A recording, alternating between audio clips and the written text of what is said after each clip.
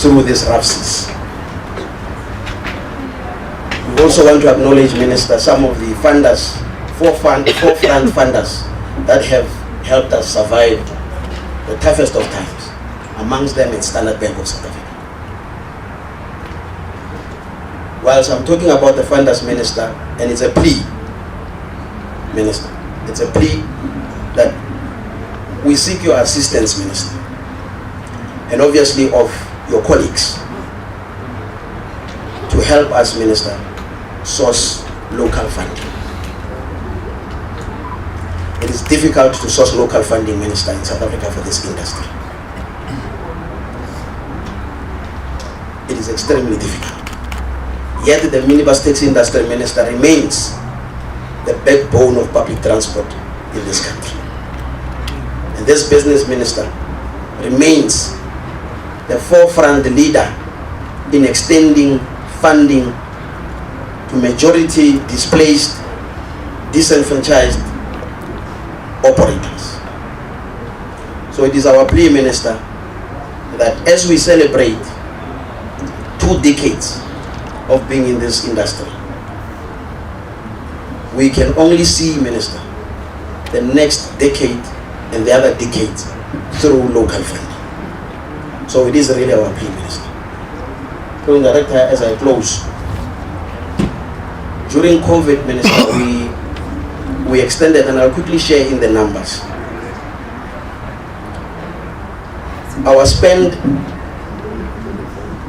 in assisting the industry manage and navigate around COVID, we spent 20 million, just under 20 million, Minister, on vaccines and PPEs. The financial spend, Minister, that we extended to the taxi industry totaled just under 400 million, which included payment relief and extension of terms for the taxi industry. Minister, I pointed out earlier that COVID impacted everybody. The taxi industry was not included. We paid, Minister, over 300 million on credit line to operators who had unfortunately been affected and passed as a result of COVID. So we made sure, Minister, that we try as best as we can to protect the livelihood of the industry. Minister, we note the efforts of your department of extending relief to the taxi industry. It is noted, it is acknowledged, and we are asking, Minister, that those kind of assistances, Minister, they shouldn't be stopped. Program Director, allow me to descend the platform, but thank you for the opportunity, and again, thank the esteemed guests that have made it to the event. Thank you very much.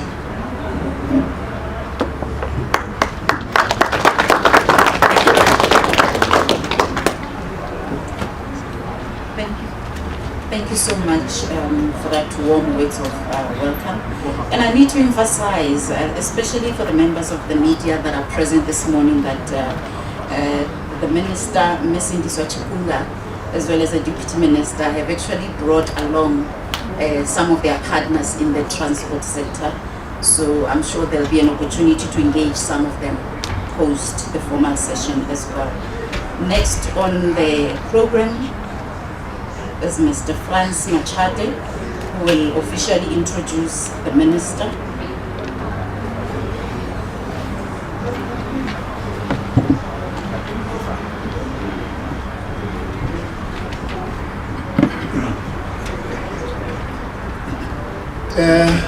Thank you, Program Director, the fellow Executive Committee member, our General Manager at the National Press Club, Ausini Sidi Mukhen, Honorable Minister, Ms. Indiswa Chikunga, Deputy Minister, Lisa Mandi, the MECs, members of the Executive Councils of various provinces that are here, if they are, CEOs of various transport entities, the invited guest, my dear colleagues, members of the media, ladies and gentlemen, let me play it safe and say all protocol observed. One of the key mandates of the National Press Club is stimulating public, philosophical, and democratic debates in support of the promotion and advocacy of the freedom of expression and that of the media for a democratic Republic of South Africa. That is one of our key mandates. So it is for this reason that today we are here hosting this discussion session to fulfill that mandate as the National Press Club. I have been given a very difficult task by the National Press Club Executive Committee to actually introduce our very important guest. And you'll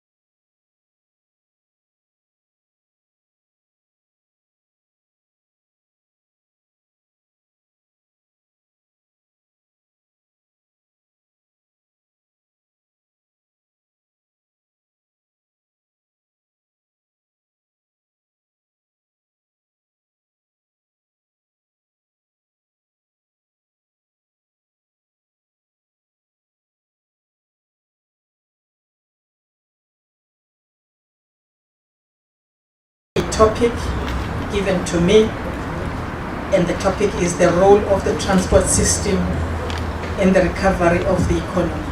It's a very broad topic. I will try to cover what I think is important. But first, we wish to thank the National Press Club for the invitation to come and explain ourselves, as it were, to explain what we do and what we have been doing to contribute meaningfully to the economic recovery craved by the majority of South Africa's people, to rise from the downward social and economic spiral we have edged towards, and thanks to the pandemic. This morning, we came to this forum to account to our beloved nation through you as both the people's collective mouthpiece and an important conduit of our public outreach and awareness needs, the latter of which can neither be satisfied by any posture of self-sufficiency or political vanity on our part, nor can our relations ever be allowed to be antagonistic. We continue to believe in the important role of the media and support you, knowing of the great benefits many have allowed to accrue to South Africans as this natural and largely symbiotic relationship has been allowed to grow. We have therefore always acknowledged the need to strengthen a critically important relationship we have built between us over the years, not only today, but even in the past. In this sixth administration, we have sought not only to correct our ways and provide solutions with greater impact to the people and the economy, but we have done so with your ever-critical eye and many times from a constructive perspective, which has kept us on, in fact, doing our work and of course on our feet. This invitation also coincides with an event which is the launch of our October Transport Month, which is perhaps already known to many in this room, and perhaps in just a few hours we will be launching it formally. Today's launch sets forth the transport sector's commemorative activities that will celebrate our achievements across the sector throughout October, starting with the celebrations of anniversaries of our 6 state companies, 2 of which celebrate their 30th anniversary this year, with the remaining 4 celebrating 25 years since inception. Ours today is to highlight to you those areas in which we have managed to contribute effectively towards South Africa's socio-economic progress and growing the economy. The sector also contributes to social development when people are able to meet their everyday needs, connect with each other, and do this through affordable and accessible public transport. The social impact of transport for South Africa's poorest communities is often understated. According to the Development Bank of Southern Africa's examination of the effects of poor infrastructure in education, transport, and communities, and they think we are indeed understating the importance of transport in poor communities.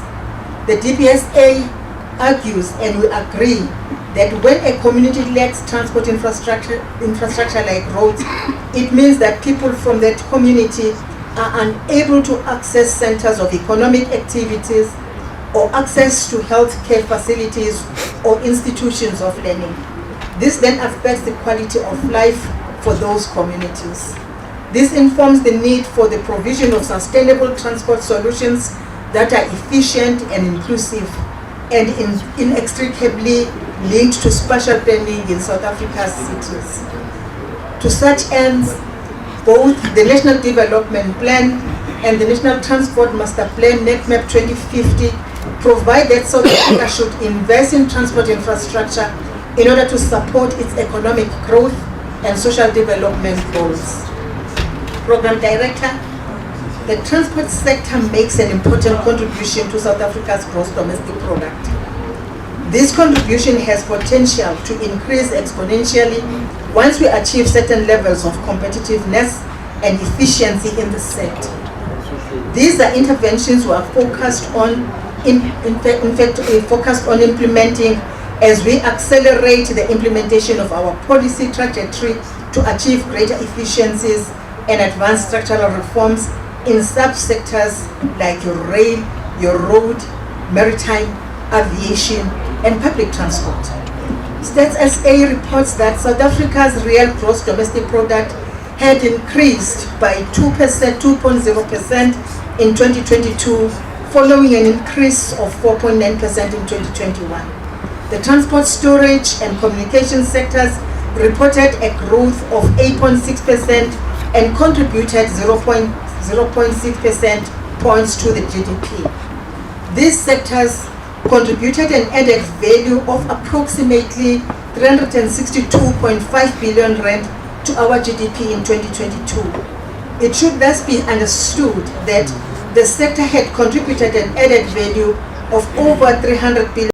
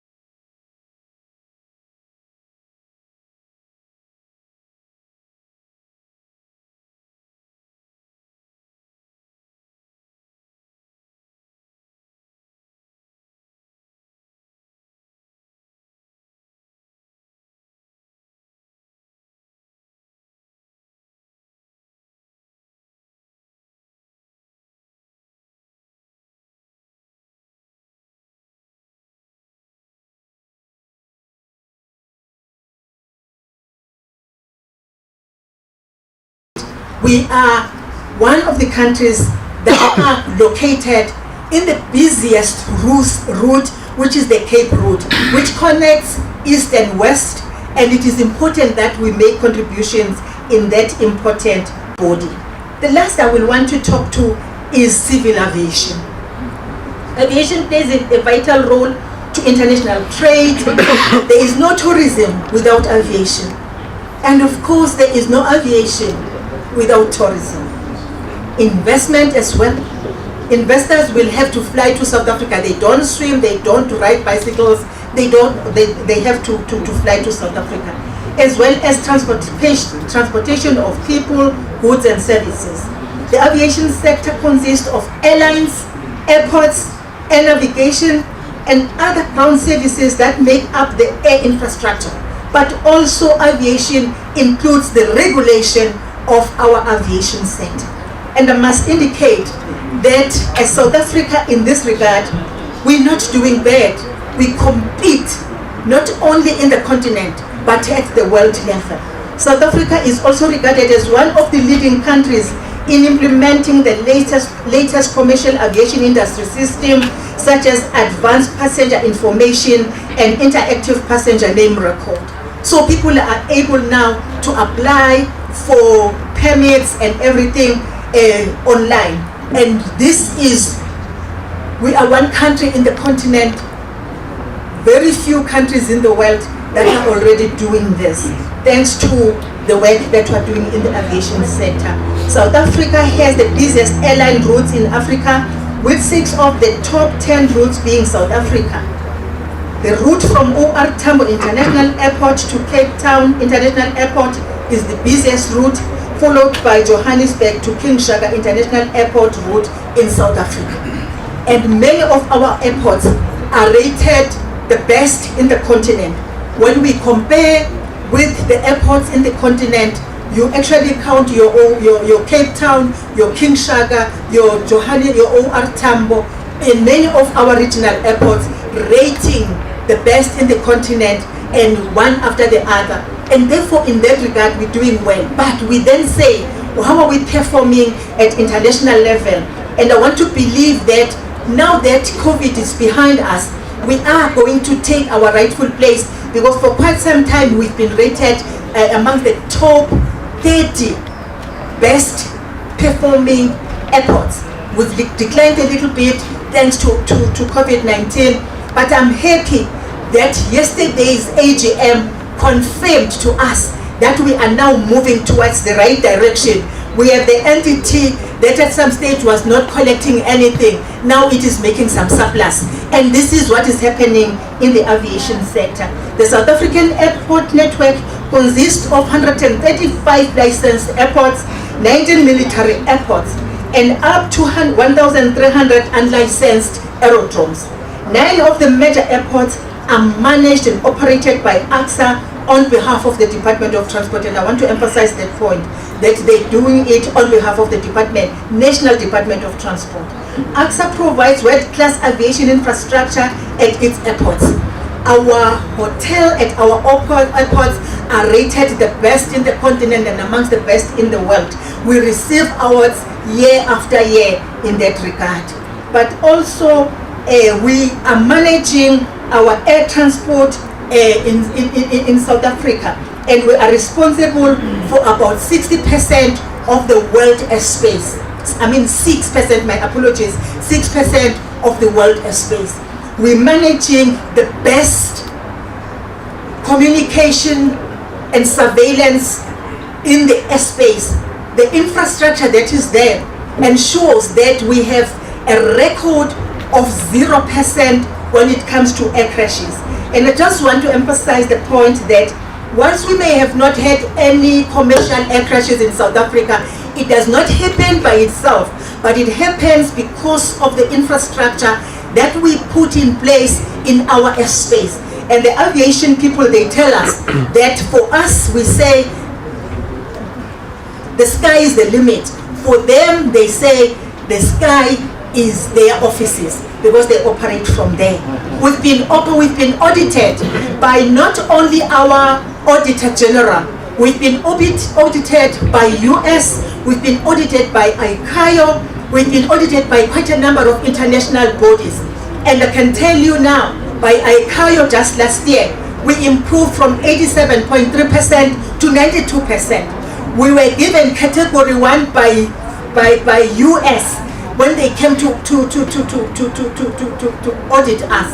And this we say, but it is so important, because if US had given us category 2, no aircraft today would be flying from South Africa to US. No aircraft. And if US had given us category 2, Europe would have then said, we're coming to audit you. And with the idea that we are going to fail that audit. When that happens, it would mean that there is no aircraft that would fly from South Africa to Europe. And therefore some of these things, even if we announce them, and probably they make no sense, but they mean so much. They mean so much in the contribution in the economy of South Africa, because now we have got all the airlines. When somebody questions us, we tell them that, look here, we've just been audited by ICAO. We improved. We are number 1 in the continent by far.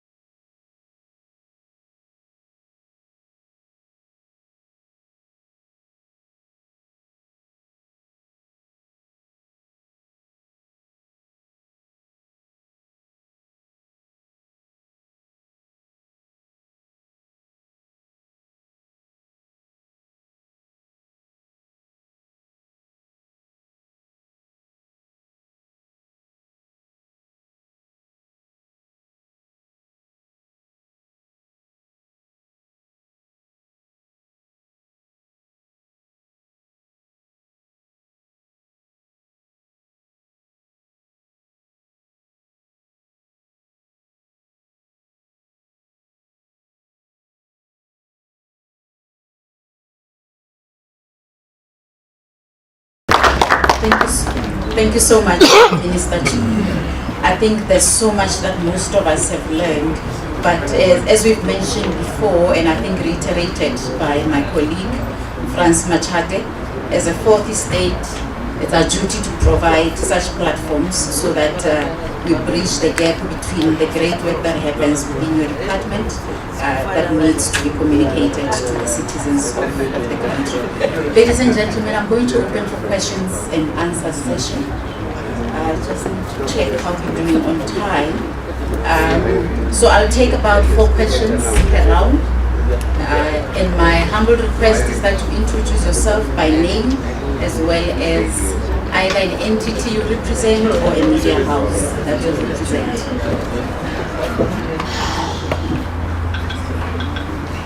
Do we have any questions?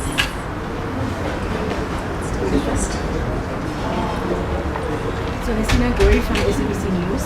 So the National Union of Mine Workers have been complaining specifically on the inability for rail to transport coal. What plans have been made to ensure, and I know you've touched a little on it in your speech earlier, but what measures are being put into place to ensure that this coal transportation can be done by the railway and we don't lose out on that kind of income they're claiming that is threatening over 35,000 livelihoods within the sector? Do we have any hands? Good morning, my name is Bafokilo Maran from ESPA. Minister, I would like us to touch on this issue of public transport in particular. It's always marked by strikes and boycotts. What is the plan that we have to tackle such challenges that we have. Road infrastructure, it's really a serious challenge in most parts of the country, most provinces here, which really causes accidents, people losing their lives. What plans do we have in terms of budgeting for infrastructure and in particular? And the third one is that how are you helping to recover? We've heard the taxi SA saying that they've lost a lot of money during COVID-19. What's the plan in intervening in that regard? Thank you. One last question before we afford the Minister the opportunity to respond.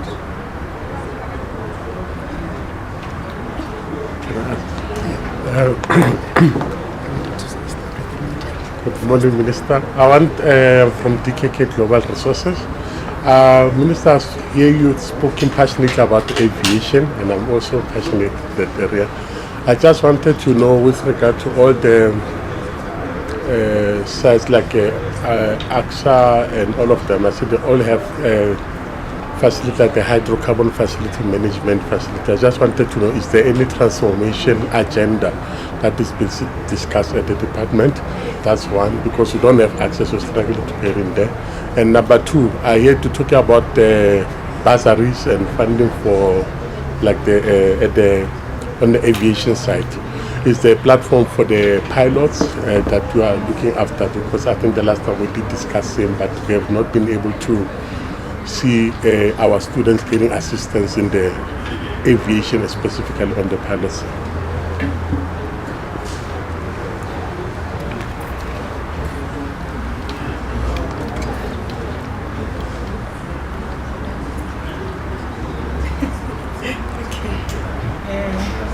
I'm very happy that CEO Mpumo is here. Please can you respond just on this one? Yes. Thank you very much. Good morning. Minister, thank you for the opportunity.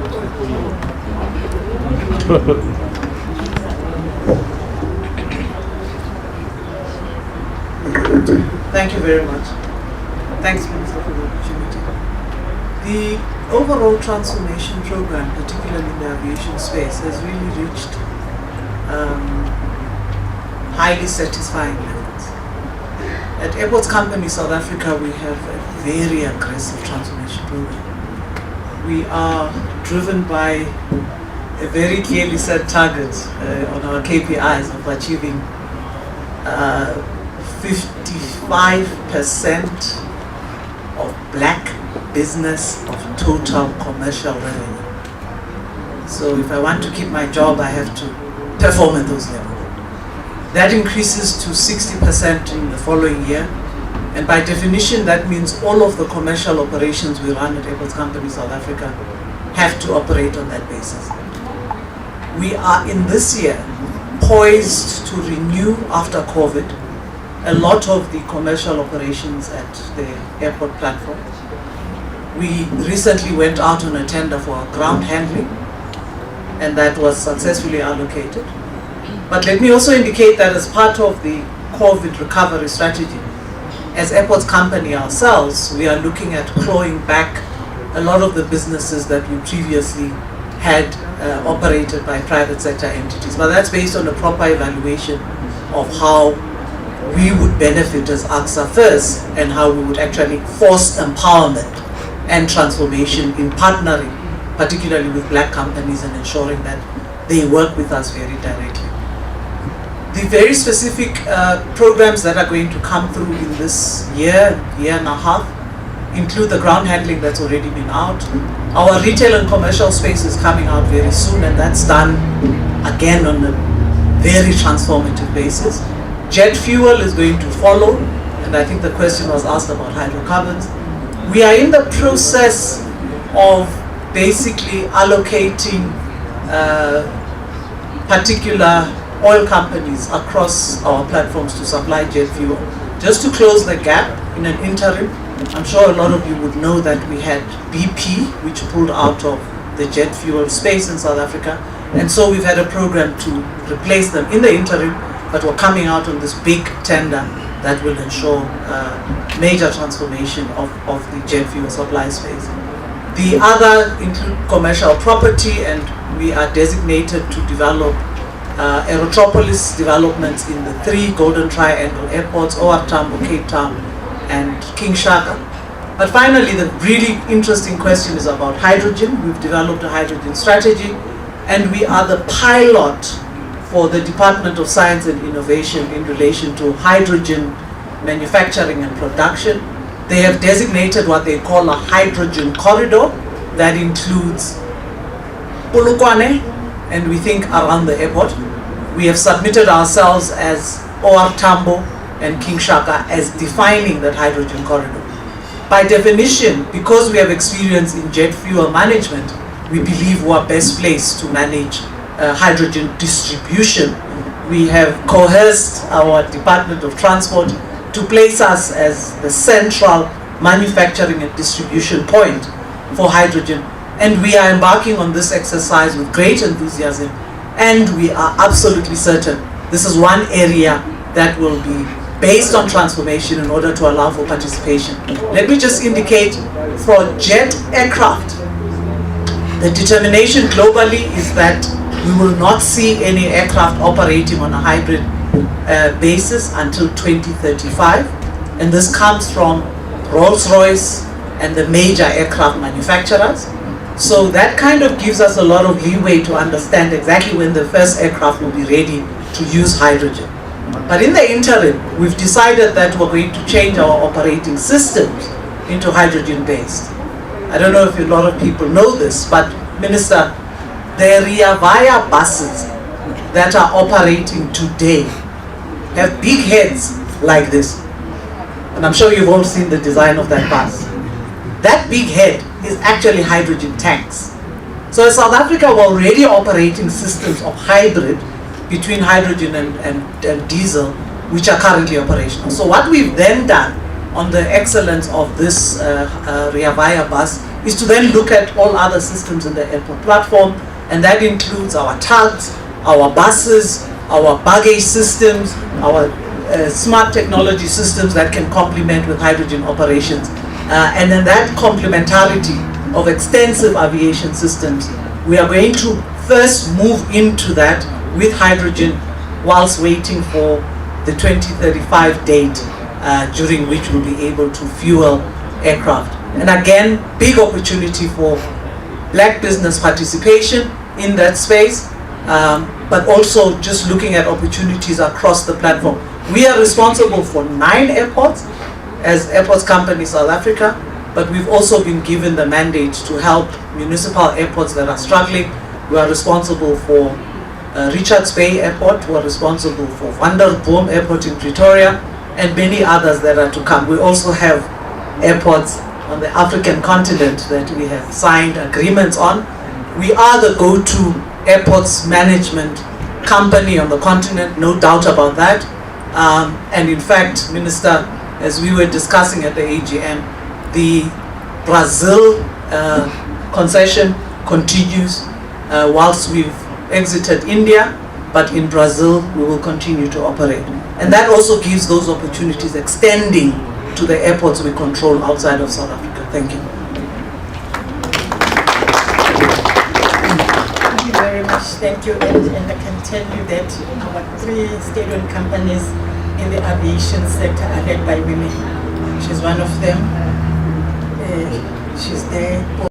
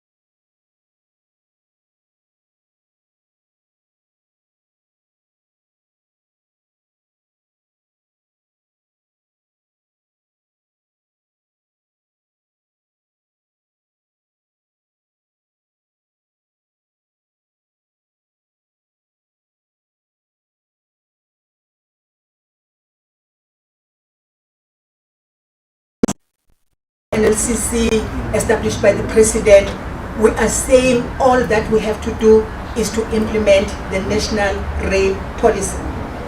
And I'm happy that there is now a roadmap that actually breaks down everything that needs to be done. And the issues now are that when are we starting to do that? And for me, I say as soon as today, because we have got to remove those holes from road to rail so that we can preserve N2. Because N2 today is in a bad shape thanks to those tracks. Because even if it is a national road, but it was never meant for the number of trucks that are now being operated on that road. So yes, that's my support. Of course, there is a project already to rehabilitate that road. It's going to be a state-of-the-art again, but we cannot be able to maintain and sustain that, and that is why we need to move that. So I agree fully with that. The road infrastructure is in bad shape. Our national roads, in fact, our municipality roads. Let me say this. When you stand here, you say I'm the Minister of Transport. Indeed I am. Am I responsible for 750,000 kilometer road network? I wish I was, but I'm not, but I am. Because in South Africa, you have 288 road authorities. I'm the first one through Sandra with national roads. 9 provinces have got provincial roads, and therefore in terms of the constitution, it is a Schedule 5 competency. It's therefore an exclusive responsibility. I can't wake up and find a provincial premier working on a national road. I will take him to court, because in terms of the constitution, I cannot. I cannot, whether I like it or not, wake up on another day, say to Sandra, go and maintain that road or construct that road. I've got to get a permission from the province, because it is an exclusive responsibility in terms of Schedule 5 of the Constitution. It's the same thing with the municipalities and so on. So you have got that 288 road authorities. Is it working? I'm not very sure. Personally, I think it would have worked better if I was responsible for 750,000 road network that we have in South Africa. Why are we saying was 750,000? Why do we know? It's because the situation is, but our roads are proclaimed in South Africa. So we know our roads, we know where they are, we know their conditions. I know for sure the road that has got some potholes, and I know the road that is being repaired right now, because our roads are proclaimed. So when you say my road is bad, I say which road? I expect you to say P1 or N1 or R because they are proclaimed. It's not the case in the continent, and that is why we are number 11 in the world in terms of the length of our road network, because we know our roads. The next country behind South Africa is number 35, and that is Nigeria, with a road network of about 165,000 kilometers. But look at the size of the country. Look at the size. If you look at DRC, for instance, their road network is about 5,000 kilometers. Look at the size of DRC. But we know we are 750,000 kilometers because our roads are proclaimed. That is something positive about us, that our roads are proclaimed, and therefore we know the shape and the state of our roads. Our national roads, in fact, let me say maybe before our national roads, our paved roads or tarred roads, if you like, they are 159,000 kilometers. They put us at number 19 in the world. Number 19 in the world in terms of the length of those roads. Which are the countries that are ahead of us?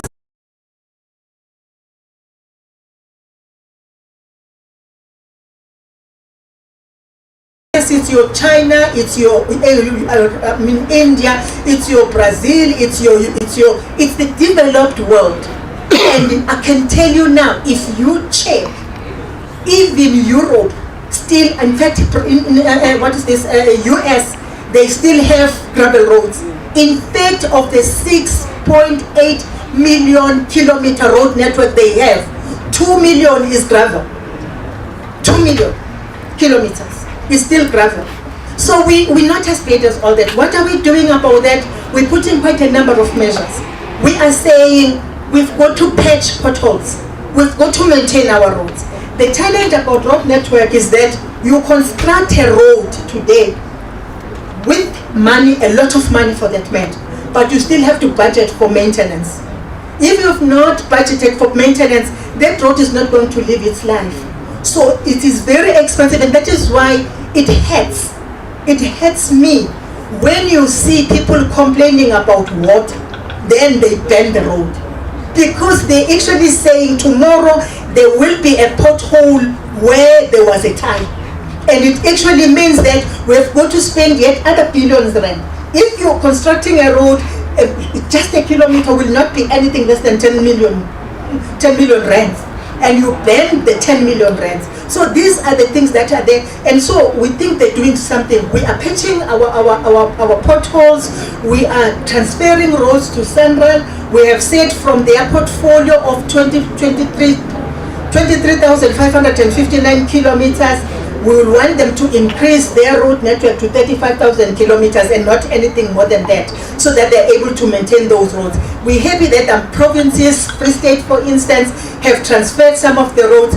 Others are still, negotiating and so on. Others prefer an MOU arrangement where they say we give you money, go and maintain our road with our money, but we're not handing over the road. That can be done, of course, and each time that happens, of course, we take that opportunity and we maintain those roads.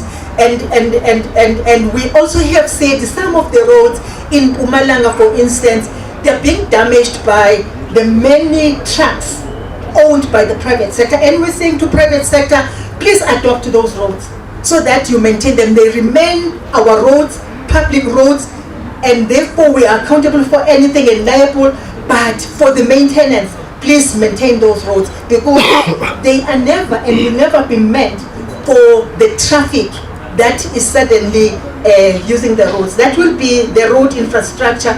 And what are you doing as a way of recovering post-COVID-19? I think amongst the things that the CEO mentioned here, they also talked to the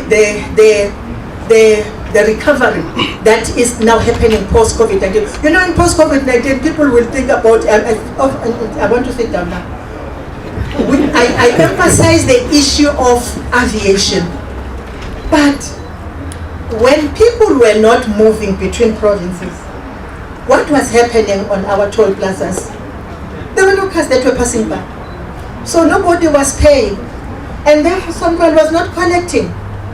And this is what was happening.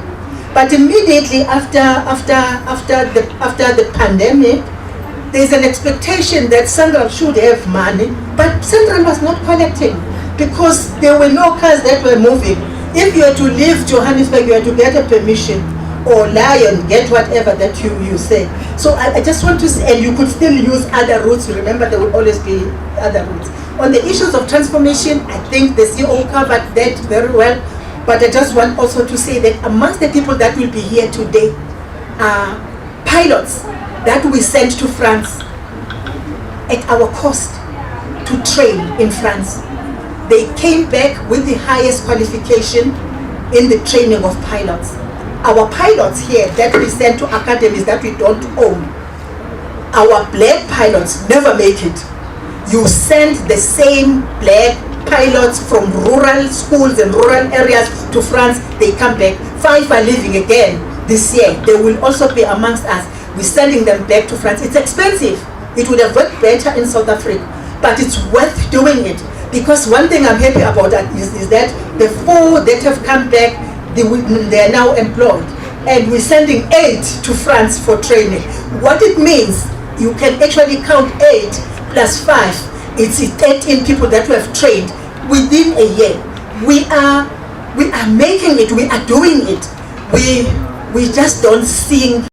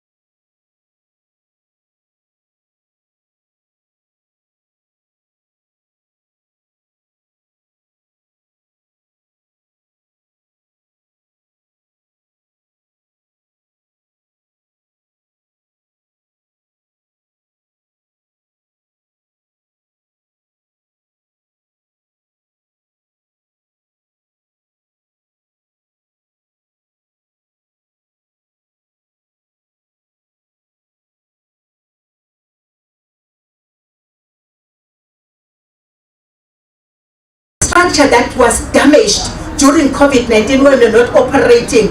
It is engineers, the best engineers that we're producing here in South Africa, that are rehabilitating those railway lines.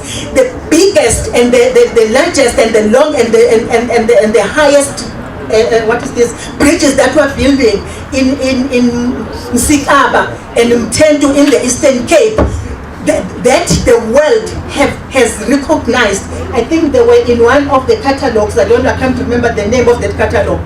They were actually being in that catalog as these best bridges that are being built in South Africa, not by other people, but our own excellent quality engineers that we're producing. They're happening here in South Africa. The interchanges that you see in South Africa, that you think you'll see them in some countries of the developed countries, they are here in South Africa. In Montrose, you're no longer going to find a car that is waiting to turn to R103. No, we've created that interchange, and that impact on road safety, and of course it impact positively on road safety, because there will not now be a car that is waiting to turn and there's another car and then there's an accident. It's no longer going to happen like that. It is happening here in South Africa. The only thing that we need to do is to wake up and see the positives and to speak about the positive, so that the investors can actually come to South Africa. Because when we think that all that we have to do is to be negative about our own country, somebody says, as I sit down, somebody says in Brazil, oh, let me not say the country, somebody says in another country, say, there is a lot of crime in South Africa, a lot of crime. And I was in South Africa for 2 weeks. I never saw any crime, but there's a lot of crime in South Africa. I am in Brazil. I've been, somebody have taken my bag and this and that and so on, but there's no crime in Brazil. And I said, but what is this? He says, no, but because South Africans, they say negative things about themselves. All that they say is that there's crime in South Africa. Where there's crime, people don't say there's crime. They will tell you that, don't go there. And they will not tell you as to why you should not go there. I say things, when we go to their countries, no, don't go there. But they will never tell you that is because there are criminals there. If you are in a country such as DRC and you're getting the interpretation because they speak French, they will say to you, don't go there because they are stealers.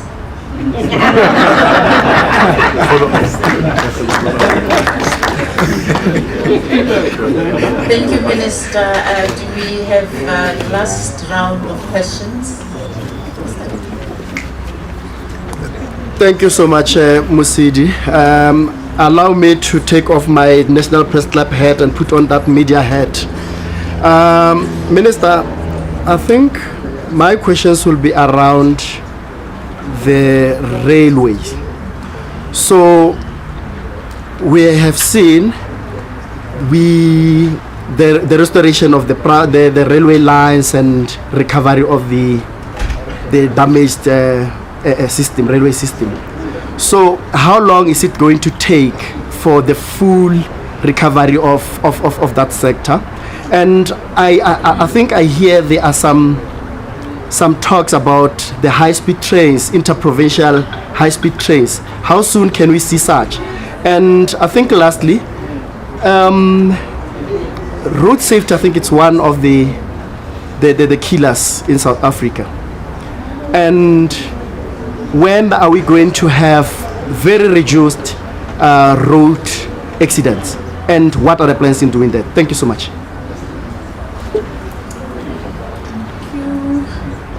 If there are no hands... Are there follow-ups on the... if there are no hands? Minister, just...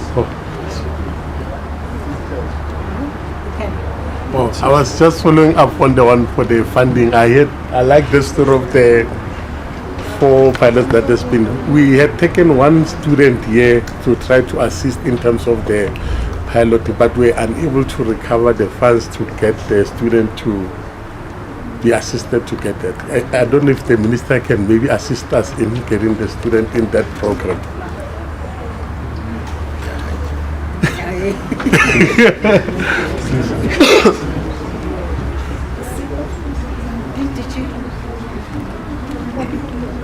respond to that question?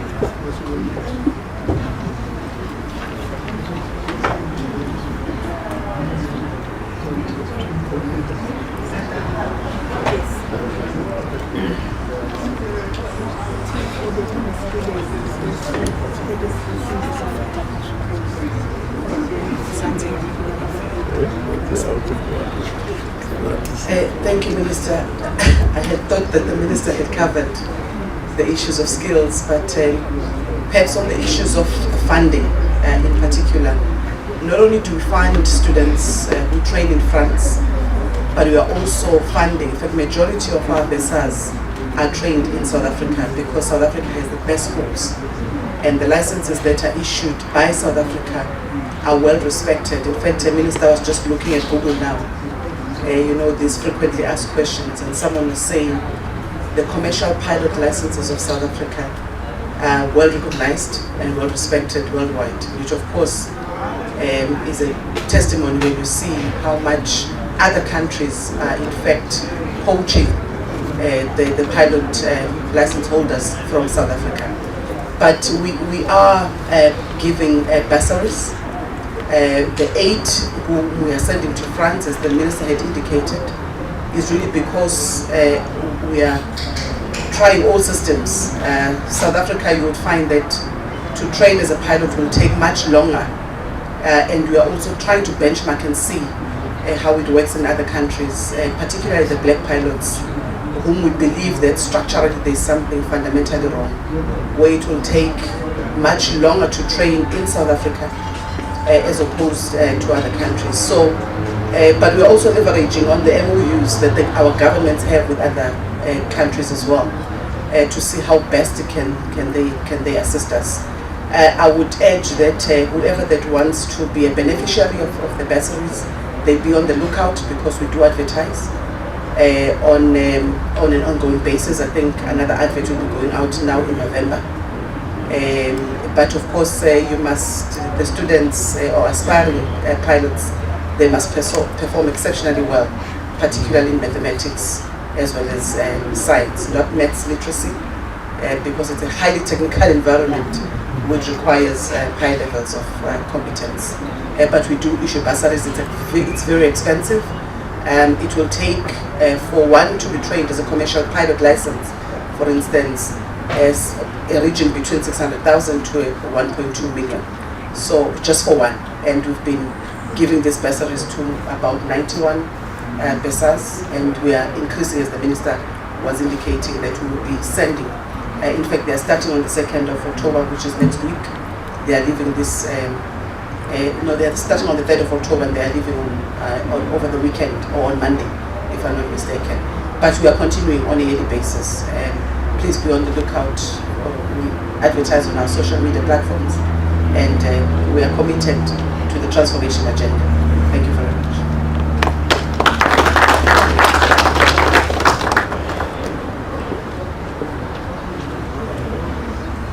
Good morning to the Minister and members of the media, CEOs. My name is Mwapo Makaibuya. I'm the DTG responsible for rail transport. With regard to the question on corridor recovery, we are hard at work in terms of the work that we are doing with PRASA, based on the destruction of the rail network that has happened. You'll know that we have 40 operational lines within our corridors, and out of those we have now recently recovered 20 of those lines with the recent lines that we have opened, especially in Leralla and Jimiston. And we have this week actually opened the Captain Park line from Pretoria. So in terms of our plans, by 2024-25, we'll have finished opening all our 40 corridors. And some of the efforts that we are implementing is already looking at the station recovery program and the signaling, so that we are able to run the kind of headways that we need with regard to the trains. We've actually made some progress that in terms of the new rolling stock program, we've actually produced 146 train set, which we have not really all deployed in those particular elements. So that's the work that we are doing with PRASA. And I think for the first time in a number of years, with this bill program, PRASA has actually gone beyond the capital subsidy that has been allocated, and we are working very well with all those that are involved with the railway safety regulator to ensure that we get the necessary corridor approvals to be able to run to our trains. With regard to the high-speed rail, it's one of the modes or the elements of rail that we want to implement, which is pronounced in the white paper on national rail transport that the minister has talked to. But key is how do we then get a mechanism in line to then prioritize our corridors in terms of the dream and the issue that has been mentioned by the president. And as the Department of Transport, one, we have developed the high-speed rail framework, which uses a multi-criteria matrix that determines the element that protects those corridors. So with regard to that framework, one, we have been able to catapult the first priority being Durban to Johannesburg, the second one being Johannesburg to Mbombela, the third one being the Polokwane route. So where we are now, we'll be presenting it to Cabinet, but we're engaging in terms of the feasibility studies that we'll be able to deal with. We're engaging already with the Gauteng and Limpopo province on the Limpopo one, but plans again are in course to deal with the Durban one. So that's basically how far we are. We know they are very capital intense project, which will really have to do them in partnership with the private sector. Thanks very much. Maybe while you're still there, when are we likely to see the restoration of the long distance train? I think I'm very passionate about that, because I think the first time I came to Gauteng around 1990s, late 1990s, I used a train, a long distance train, and those trains are really no longer there. Are we going to see the restoration of such? And the 40 corridors that you're talking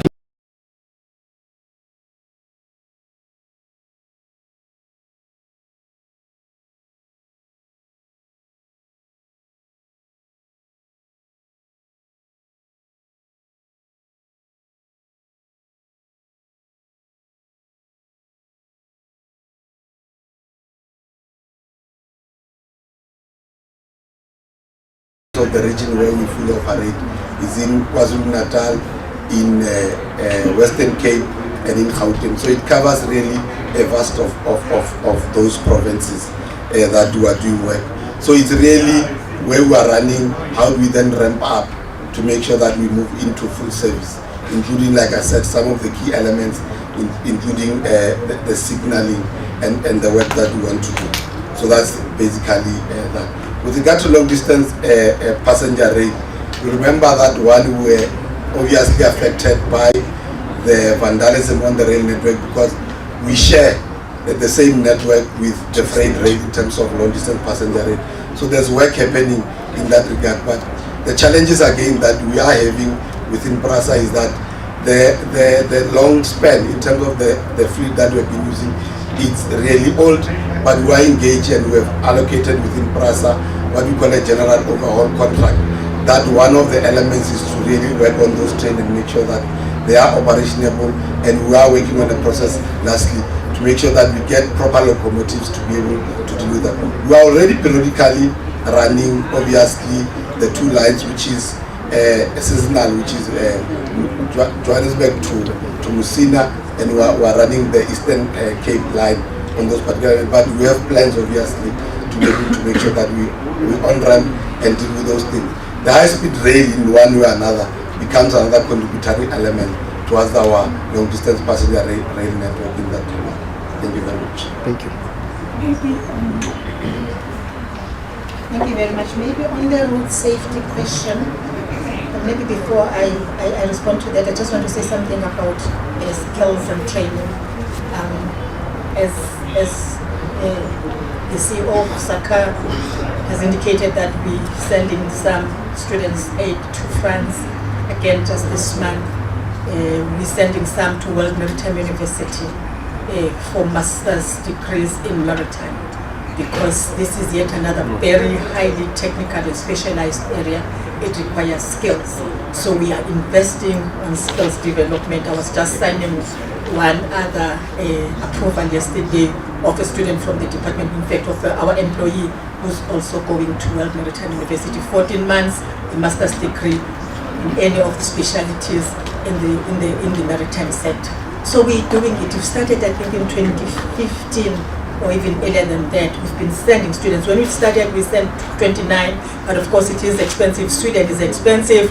And when we send them, we ask whoever is sending them to continue giving them their salaries, but we also give them some stipends, because with the salary in South Africa, they just cannot cope because Sweden is expensive. I always tell people that I was in Canada, I lost my luggage, so I had to go. In fact, it got lost, and I was supposed to go and attend the assembly, and I didn't have anything to wear. So we went to try and get something to wear. A dress, you know, this one, a dress that you would get at PEP in South Africa at 399 rand. There it was not anything less than 9,000 rand. A shoe that would get at 400 rand, it was not anything less than 9,000 rand. So we said, where is the Maraba stud here?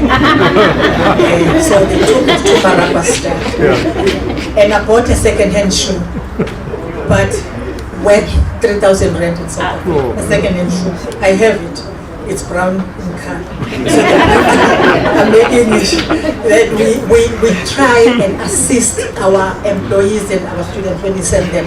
So we've sent another team just this September to World Maritime University. Others, they are graduating. If we are able, we'll also attend their graduation. So there's a lot that we're doing in trying to ensure that we have skills, because the Department of Transport, in fact the transport sector is a technical department, it's an engineering sector, technical sector, so you need those technical skills. On road safety, South Africa is a signatory to the United Nations flagship project, which is 2021-2030, a decade of action to have road accidents. We are participating in that. And I'm happy the TICS industry, as a way of assisting us, then they have Sokomela, which also is a project that aims at reducing accidents. But other sectors, other companies as well, they have their own sectors. We are implementing as the department the road safety strategy, but also all our entities in the road sector, that is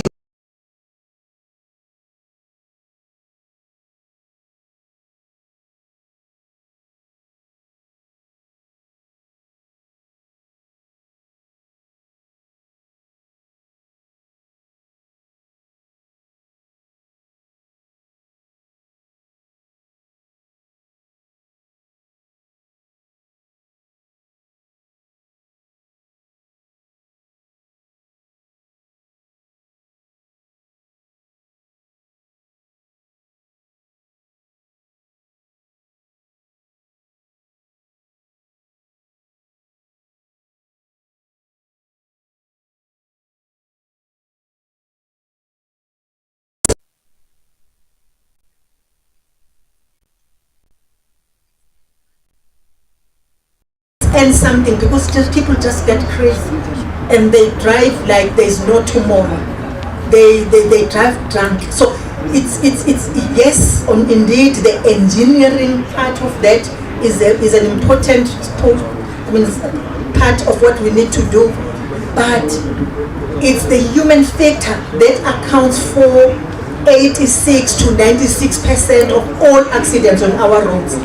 It's a person who is drunk. It's a person who thinks like there is no one else who's got a car other than him. The sense of entitlement, I can drive my car as I wish. Then we have got all these accidents. If you look at that bus accident that killed 24 people in Limpopo just about a week ago, it's somebody who decided to leave his side of the road or lane and cause a head-on collision. 24 people are dead, all of them in the bus, all of them employed. What does that mean to road accident fund? It means the majority of those people, because only the driver of the bus and the driver of the truck that also died will not immediately claim for funeral benefits, but all others, they qualify to claim for funeral benefits. But all of them, because the majority of them were making, in fact it's like all of them were working, including the drivers. It means all of them will also qualify to claim the loss of support and their families to claim the loss of support benefits. That immediately puts a lot of strain on the road accident fund, because none of those families will go to the owner of the truck, whether the truck was wrong, or go to the owner of the bus. They go to the road accident fund and claim compensation from the road accident fund. And that is why I get worried whenever people see the increase in petrol and so on. Then they say, no, let's do away with road accident fund. And I always say, do away with the road accident fund. It means that my son, your son, and I say son because it's our sons that are dying in the main on the roads because they have cars and so on and so forth. What it means, if they've caused that accident, that family will have to come to me and claim compensation from me, and no longer to road accident fund. If that was to happen in South Africa, the taxi industry, for instance, and I can tell you now, they are not, if you look at the figures, the accidents, the taxi industry, they're very low. It's just that when the accident happens and it is a taxi, it will be a number of people that will die. It will be 8 people because it's a taxi. If it is a small car, it will be whatever. But the fact of the matter is, all of them, they will go to road accident fund to claim for compensation. And that is why road accident fund is an important body. And that is why it is important that we listen and hear what the road accident fund, and we should be worried when whatever that we're introducing, it is the lawyers, I'm sorry if there are lawyers here, it is the lawyers that cry first. As if road accident fund is meant for lawyers. Road accident fund is meant for road accident victims and not lawyers. And there is no lawyer who goes to university for 4 years to study just one act, road accident fund. There isn't. So they've got a right to practice everywhere, but of course assist victims where it is necessary. But road accident fund is meant for victims of road accidents. Lawyers. Thank you.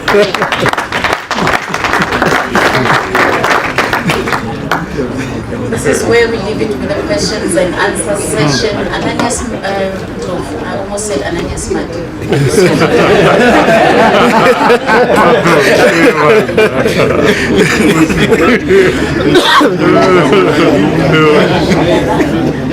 No comment.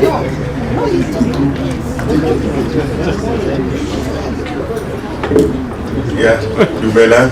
I know I'm used to it. Ananias Mati. Wherever I go, Ananias Mati.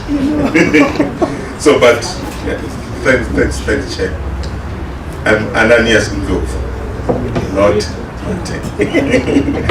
So mine is that part.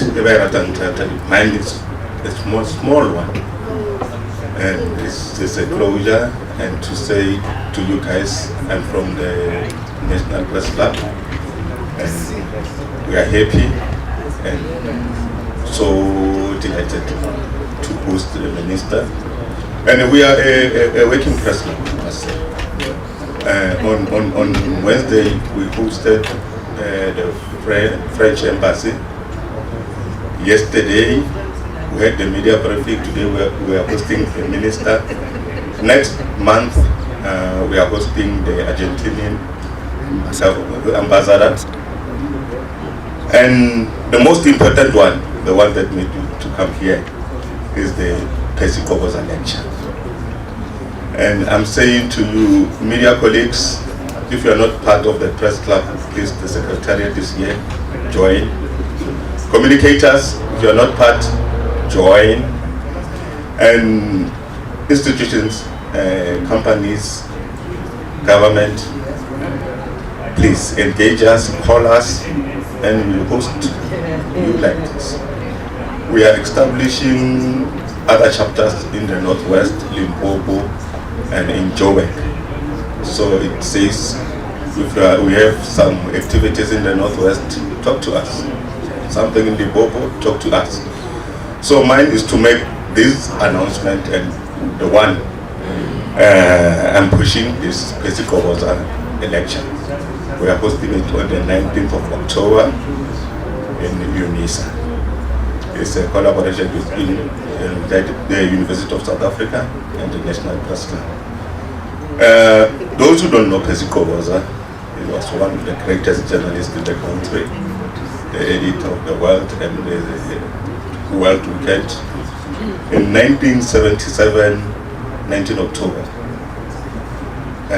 his publications and other organizations pushing black consciousness were banished by the apartheid government. So we call that Black Wednesday. We like to wear black as media guys on that day, just to remember that day, 19 October 1976. So, ladies and gentlemen, join us in NISA, and those who are not part of the press club, please. Thank you.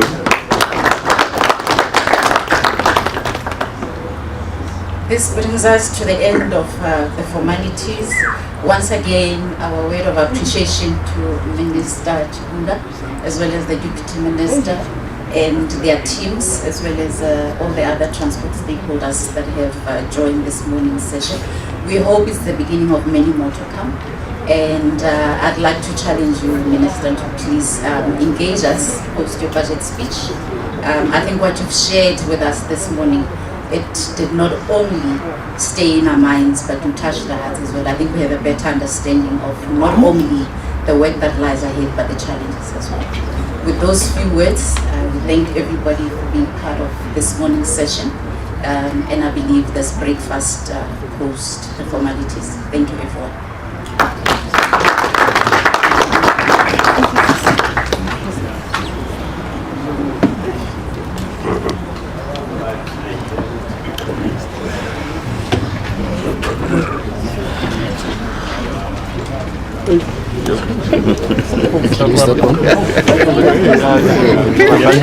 Take my back.